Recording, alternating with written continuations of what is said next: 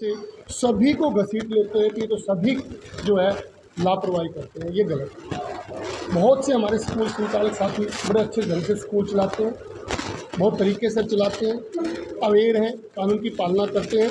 परंतु मैं सरकार से निवेदन करता हूँ आपके माध्यम से और आप अधिकारियों से कि ये जो मुहिम आपने चलाई है, ये बसों की चेकिंग की मुहिम चलाई है, ये आप कंटिन्यू क्यों नहीं करते? ये बड़ी ढील क्यों जाती है? ये इसका दुर्घटना का कारण का एक बड़ा कारण प्रशासन की ढील भी है। एक अधिकारी ने तो यहाँ तक कह दिया कि इन स्कूल संचालकों को जूते मारो, घसीट के निकालो। तो ये बड़ी मैं उस बात की निंदा करता हूँ। अधिकारियों ने स्कूल संचालकों के बारे में ऐसा वक्तव्य नहीं करना चाहिए। मैं एक छोटा सा एग्जाम्पल देता हूँ। हम सब, आप सब जब चंडीगढ़ जाते हैं, हम अम्बाला से जाते ही निकलते ही सीट बेल्ट लगाते हैं। क्या कारण है? वही तो व्यक्ति है, वही गाड़ी है, वही सीट बेल्ट है। वहाँ हमारी मानसिकता चेंज क्यों होगी? क्योंकि वहाँ प्रशासन अच्छा है। तो ये प्रशासन को पहल करनी पड़ेगी, कंटिन्यू इन बसों की चेकिंग करनी पड़ेगी। यदि कोई लापरवाही करता है, गलत करता है, हम उसके साथ नहीं हैं। परंतु ये गलत है कि किसी ड्राइवर का बटन लूज है, कि बटन टूटा हुआ है, उसका चालान काट देंगे। ये तो तानाशाही है। तो जूते मारो, वो बात है कि जूते मारो, दहशत फैला दो। कमाल की बात है, एक एसीएस लेवल का अधिकारी ये कहता है इनमें दहशत फैला दो। दुर्भाग्य है मेरे देश का कि एक एसीएस लेवल का अधिकारी ये कहता है स्कूल संचालकों को, अध्यापकों के बारे में जूते मारो और दहशत फैला दो। हम चैलेंज करते, चुनौती देते हैं कि आप करके देखिए, फिर देखना आप हरियाणा में क्या होगा। जो काम करने के प्रशासन वो क्यों नहीं करे? प्रशासन का काम है जो भी इलीगल है, जितने भी गैर कानूनी स्कूल हैं उनकी चेक करो, बंद करो। जितनी भी इलीगल एकेडमी चल रही है, अब तो कानून भी आ गया कि 16 साल से कम बच्चा एकेडमी में नहीं जा सकता। पहले तो ये कहते थे हम किस बहाने एकेडमी में जाएं। मैं आज कहता हूँ प्रशासन ने कि कानून आपके हाथ में है, फिर भी आपके छत्र छाया में, आपके अधिकारियों की छत्र छाया में, मुझे नहीं पता वो क्या आपकी साठगांठ है, उसके बाद भी इलीगल एकेडमी इतनी पनप रही है। कल उन्हें इलीगल एकेडमी में कोई आग जंग होगी, कुछ हादसा हो गया, फिर हम सब दोषी हो जाएंगे। आज प्रशासन क्यों नहीं जाग रहा? आज क्यों नहीं जाग रहा प्रशासन? आज ऐसे ऐसे खंडहर गांव में जो मकान छोड़ दिए लोगों ने, वो टूटे पड़े हैं। उन गांवों में किड्स प्ले के नाम पर बच्चों को रोका हुआ है। कहाँ है प्रशासन? क्यों नहीं चेक कर रहा? समिति में एक प्राइवेट स्कूल एसोसिएशन का जो है व्यक्ति उसमें डालिए, एक पर्सन, एक व्यक्ति हमारा होना चाहिए, ताकि हम सब मिलकर उस सुरक्षा, वाहन सुरक्षा समिति को एक अंजाम तक पहुँचा के एक स्कूलों की जो है सुरक्षा की बात कर सकें। आज तक हरियाणा सरकार ने 134A का 7 साल का पैसा नहीं दिया। सरकार अपनी जिम्मेदारी कहाँ निभा रही है? 134A के एक कानून के आड़ में हमसे 10% बच्चे 9 साल 10 साल से उन्होंने फ्री पढ़वा लिए। आज तक 134A का हरियाणा सरकार पैसा नहीं दे रही। इसका मतलब वो देना नहीं चाहती, मानसिकता अच्छी नहीं है, एजुकेशन पे ध्यान ही नहीं है। शिक्षा को बढ़ाना है आपने, आगे कानून बनाया आपने, कानून इम्प्लीमेंट किया आपने, हम पर तो लागू कर दिया कि 10% बच्चों को आप फ्री पढ़ाएंगे, हम उनको पढ़ा रहे हैं। आज पेरेंट्स में और हमें झगड़ा करवा रही है सरकार। उन्होंने गजट नोटिफिकेशन लाकर जो है उन्होंने 134A को वापस ले लिया, परंतु आज भी बच्चे हमारे स्कूलों में बैठे हैं। वो माँ बाप कहते हैं हम नहीं जाएंगे, हम कानून के तहत आते हैं। एक चिराग योजना के नाम पर एक कानून और लगा दिया, RTE लगा दिया। क्या कर रहे हो? कितने कानून दोगे? राइट टू एजुकेशन कहता है 25% फ्री, चिराग योजना 10%, 134A के बच्चे अभी तक गए नहीं। 10 और 10 20 और 25 45% बच्चे, 45% बच्चे को कैसे पॉसिबल है? और उसका एक भी पैसा आप दे नहीं रहे। इसलिए मैं हरियाणा सरकार को सचेत करता हूँ, प्रशासन को भी, कि आप नियम अच्छे से बनाएं, उनको इम्प्लीमेंट करें। हम तैयार हैं। कोई बीमे का कागज उस गाड़ी में है, उससे दुर्घटना का कोई मतलब नहीं। हाँ, कानून है, हम पालना करेंगे, इंश्योरेंस भी हो, गाड़ी फिट भी हो। परंतु अगर मैं कहता हूँ जो गाड़ी दुर्घटना घटी, अगर उसका इंश्योरेंस होता है, उसका उस एक्सीडेंट से कोई लेना देना नहीं है। इसीलिए प्रशासन चेक करे, हम साथ हैं प्रशासन के। हमारे अपने लेवल पे भी हम ड्राइवरों की अपनी काउंसलिंग ट्रेनिंग दे रहे हैं। और सरकार भी कोई ऐसा प्रावधान करे कि स्कूल बसों का जो ड्राइवर्स हैं उनकी आपने ट्रेनिंग, 5 साल का लाइसेंस पुराना है, एक्सपीरियंस है, परंतु उस प्रकार का कोई ट्रेनिंग सेंटर अभी तक यहाँ नहीं है। और तो और हमें बस पास करवाने के लिए ज़िले से बाहर जाना पड़ता है। ये यहाँ तक की सुविधा सरकार नहीं दे पा रही। अब मुझे रोहतक जाना है, और रोहतक का आने जाने का डीजल, ड्राइवर कनेक्टर का खर्चा, और ऊपर से वहाँ पर फिर दलाल। तो मतलब कि ये प्रथा कब बंद होगी? क्यों ना आप अपने ज़िला स्तर पर ये सुविधाएं मुहैया कराइए कि जिला स्तर पर जिला जींद की बसें हेडक्वार्टर पर पासिंग होगी। और आप अच्छी तरह से चेक कीजिए, हमारी बसें पास कीजिए, कोई कमी है ताकि हम मार्केट में जाके पूरी भी करवा पाए। अगर जिले स्तर पर कोई बस में कमी निकाली जाती है तो हम मार्केट में जाकर उसकी कमी पूरी करवा सकते हैं। रोहतक जाए, हमें मार्केट का नहीं पता, यहाँ से ड्राइवर गया, उसका फ़ोन बजता है, सर ये कमी है, मार्केट मिल नहीं रही, रेट नहीं मिल रही। जानबूझकर स्कूल संचालकों को दुखी किया जा रहा है, तंग किया जा रहा है। पॉलिसी ये है कि शिक्षा अच्छी ना हो, बच्चों को अच्छी शिक्षा न दी हो। अब आप देखिए, अगर बच्चों की सुरक्षा चाहती है ना सरकार, बस में सुरक्षित है या थ्री व्हीलर में बच्चा? आप थ्री व्हीलरों को आप जो विदाउट इनका एवेन्यू में जो व्हीकल्स हैं, कोई उनको कमर्शियल नहीं है, कोई उन पर पीली रंग नहीं है, नंबर प्लेट नहीं है, कहाँ है प्रशासन? अरे स्कूल बस से ज़्यादा तो बच्चे उन छोटी मोटी गाड़ियों में जो कमर्शियल नहीं है, पास नहीं है, उनमें घूम रहे हैं। तो प्रशासन को इस बात का ध्यान देना चाहिए। मैं Wazir Danda private school welfare association Haryana का सीनियर वाइस प्रेसिडेंट के नाते सरकार से ये उम्मीद करता हूं कि जितनी भी हमारी समस्या उन पर गौर करेंगी। हमारी जहां भी प्राइवेट स्कूल एसोसिएशन की होगी, हम सरकार से अच्छी बातों के लिए कंधा से कंधा मिलाकर चलेंगे। बच्चों की सुरक्षा हमारे लिए सर्वप्रथम है, बच्चों की शिक्षा सर्वप्रथम है, उसके बाद दूसरी चीज़ें। हस्तिनापुर से बंधे हुए हैं, ये इतनी बातें नहीं कह सकते। बाकी बातें बहुत बढ़िया बताई, सबसे आपका धन्यवाद करूँगा। एक तो इन्हीं बातों को आप सरकार तक हमारी पहुँचाएँ। और एक और विशेष बात है, शिक्षा आज पूरे देश में महंगी होगी, और शिक्षा महंगी किस वजह से होगी? कुछ ऐसे साधन होंगे, सरकार बसों के ऊपर भी टैक्स लगा रही है। पिछली सरकार ने बस पैसेंजर टैक्स नहीं लगाया था, और इस सरकार ने 10 साल में पैसेंजर टैक्स लगा करके लोगों के, बच्चों के, विद्यार्थियों के आने जाने को भी कठिन बना दिया है। तो इसी प्रकार की चीज़ों से शिक्षा महंगी होती है। और रही बात सरकार के प्रति, मेरे साथियों ने नहीं बताया, अब समय चुनाव का है और प्रशासन भी आने जाने चीज़ें हैं। प्रशासन बेवजह स्कूलों को तंग कर रहा है, थ्रेट कर रहा है, टेरर उनके अंदर फैला रहा है, जिसके अंदर बसों के कागज़ तो कंप्लीट है, परंतु किसी को ये कहता है आप आइडेंटिटी कार्ड आपने टांगा हुआ है, ड्राइवर के गले में आइडेंटिटी कार्ड है, उसका नाम है, सारी चीज़ें, उसका लाइसेंस नंबर है, उसको नहीं मानते। वो कहते हैं कि भाई एक वो जो नेम प्लेट अलग, बैज था अलग बनवा के लेके आओ, उसकी अवधि में भी वो चालान काट देते हैं। आपने बेल्ट उतार दी, मान लिया आपका कंडक्टर पिछले गांव तक आपके बच्चे थे, और अगले गांव में ड्राइवर वहाँ रहता है और बस वहाँ तक जाएगी, खाली बस का भी चालान काट देते हैं। और आपका कंडक्टर कहाँ है, उस बात का चालान काट देते हैं। भाई कंडक्टर जब पिछले गांव तक बच्चे देते तो वहीं जाएगा और कहाँ जाएगा?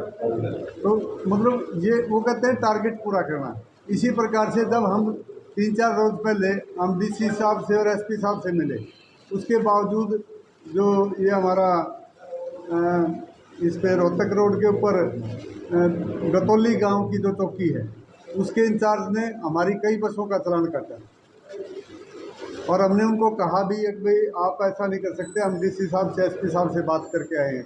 उन्होंने कहा कि भाई तो डीसी और एसपी हमें, हाँ भाई पहले 500 रुपये का चालान काट रहे थे, फिर वो 1000 का कर दिया, फिर 1500 रुपये का कर दिया। मतलब रेल वाला जैसे बगैर टिकट के पकड़ा जाया करता ना, वो सिस्टम स्कूलों के साथ चला रहे हैं। तो मैं आप लोगों के माध्यम से सरकार को भी चेतना चाहता हूँ, समय बदलता है, सरकार भी बदलती है। जौन सा हमारे हाथ से दिया उसको भी रगड़ा लाएंगे, हम भी लाल डायरी रख रहे हैं। ये स्कूल अकेले स्कूल नहीं चलाते हम, जो कर्मचारी स्कूलों को तंग करेगा उसको भी इसका जवाब देना पड़ेगा, चाहे बिल में बढ़ जाना, ढूंढ के लेके आएंगे। सरकार बदलने के बाद, हाँ सरकार बदलेगी। तो ये मोस्टली जो आपकी रिपोर्ट है उसका निर्णय है हाँ जी, की तरफ से और शिक्षा जगत की तरफ से हमें अपनी बात कहने का मौका आप लोगों ने दिया, मैं आपका बहुत बहुत धन्यवाद करता हूँ। साथियों, पिछले दिनों एक घटना घटी जो बहुत दुखद रही, क्योंकि 6 बच्चे जाना और छोटे छोटे बच्चे जाना एक व्यक्ति की लापरवाही से बहुत बड़ी बात है, जिसके लिए हम खुद भी शर्मिंदा हुए और पूरे समाज में भी एक बहुत बड़ा मैसेज गया। प्रशासन ने प्रयास किया, सरकार ने प्रयास किया, और एक सबक इस बात से हम सबको लेना चाहिए। खासतौर पर प्राइवेट स्कूल के सब साथियों ने बैठ के इस पर विचार विमर्श किया। स्टेट लेवल पर डिस्ट्रिक्ट वाइज हम लोगों ने मीटिंग की, और उसको प्रशासन के साथ हमारी मीटिंग, डिप्टी कमिश्नर, एसपी साहब, और शिक्षा के अधिकारियों से मिलकर हमने अपनी तरफ से उनको आश्वासन दिया, एसोसिएशन के तौर पे भी और व्यक्तिगत तौर पे भी, कि जो भी मानदंड है 27 पॉइंट के मानदंड बनाए उन्होंने कि हम सबको पूरा करेंगे, और फिर भी अगर कहीं कमी रहती है तो आप उचित कार्रवाई करें। उसके साथ साथ जो भी नियम के अनुसार काम होते हैं उन पर प्रशासन काम कर भी रहा है, उनकी टीमें बन रही है और टाइम बाउंड भी चीज़ें चल रही है।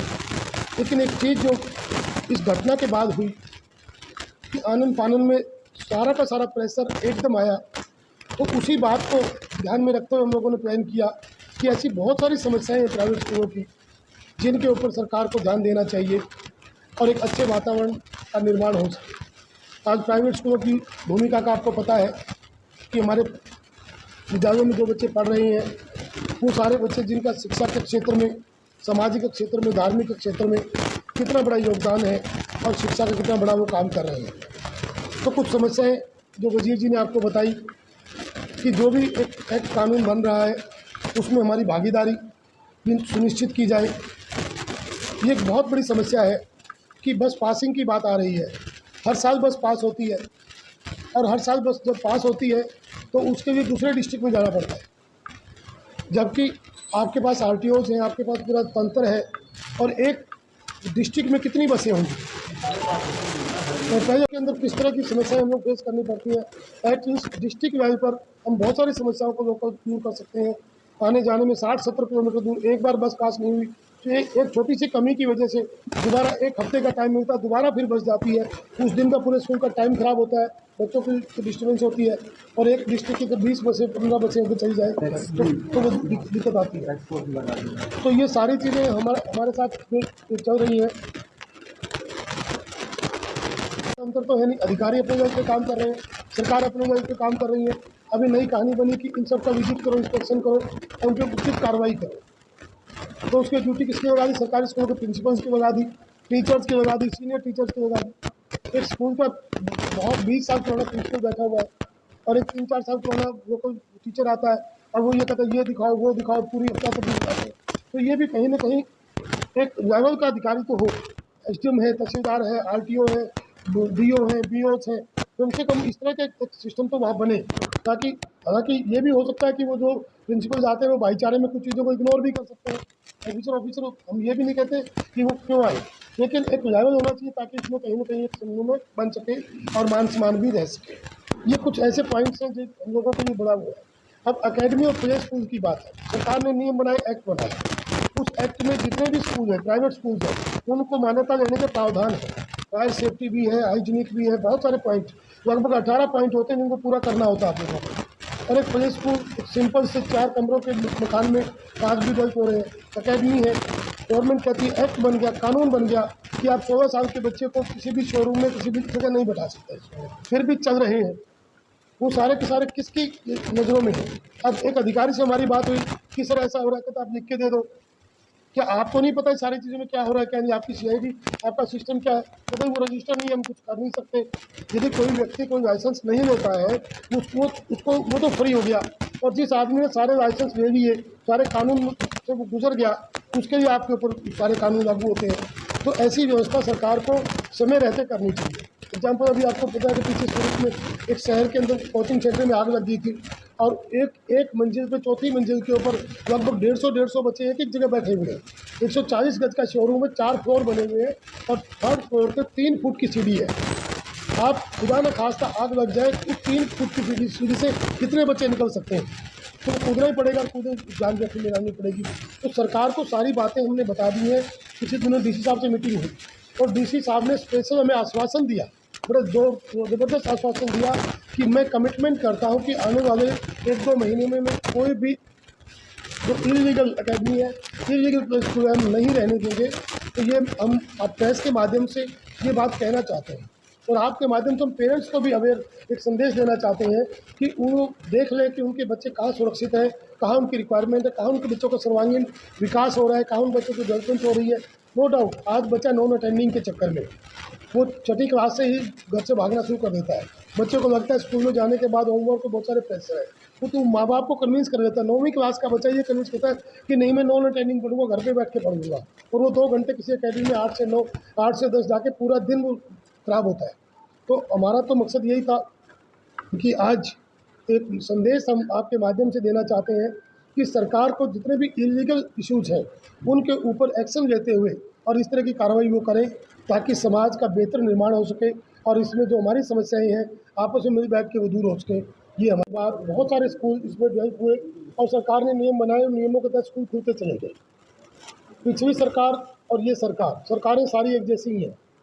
बात अधिकारियों की आती है और अधिकारियों के ऊपर जो नियम और कानून लागू किए जाने चाहिए वो नहीं हो पा रहे हैं। कोई ऐसा ही सिस्टम चल रहा है। मैं तो ये मानता हूँ उन्होंने कहा कि गांधीनगर 134 को लेकर जो लोग ऐसा नहीं मिला। कोरोना के टाइम में तो उन्होंने मना ही कर दिया, जबकि बच्चे तो पढ़े हैं, सारी चीज़ें हुई हैं। और उसके बाद 2 योजना और लागू कर दी, चिराग योजना कर दी, RTE कर दी। RTE में प्रोविज़न है कि एक गरीब बच्चा पढ़ने के लिए उसको ट्रांसपोर्ट से लेके फीस से लेके कंप्लीट स्कूल की फीस देनी है। जो गरीब बच्चे जो एक्चुअल लाभ लेना चाहते हैं उसी मकसद से सरकार ने किया। लेकिन वो कहाँ कमी है, वो अधिकारियों की वजह से कमी है या सरकार के संज्ञान में नहीं है या कौन से बजटरी प्रोविजंस हैं जिनको वो नहीं कर पा रहे हैं, उसकी हमने वो भी क्या आपके माध्यम से कहना चाहते हैं कि उन बच्चों को फ़ायदा हो, इसलिए 134A का वो तो बंद ही कर दिया। अब तो 134 से नई योजनाएं जो आ रही हैं उनका पैसा एडवांस से बुक करके स्कूलों को देंगे तो उसका बेनिफिट होगा। आज जनता सब समझती है कि कहाँ क्या हो रहा है, फिर भी हम सरकार से अनुरोध करते हैं, रिक्वेस्ट करते हैं कि ये समस्याएं साझी समस्याएं, सामाजिक समस्याएं हैं। हम लोग जिसमें काम कर रहे हैं तो वो इस पे अपना ध्यान दें, कंट्रीब्यूशन दें। और एक मीटिंग हमने पिछले दिनों भी रिक्वेस्ट की थी CM साहब से, बट वो नहीं हो पाई थी। तो हम प्रयास करेंगे आपके माध्यम से, इसलिए हम आपके बीच बैठे हैं कि हमारी बात को पहुँचाएँ ताकि सरकार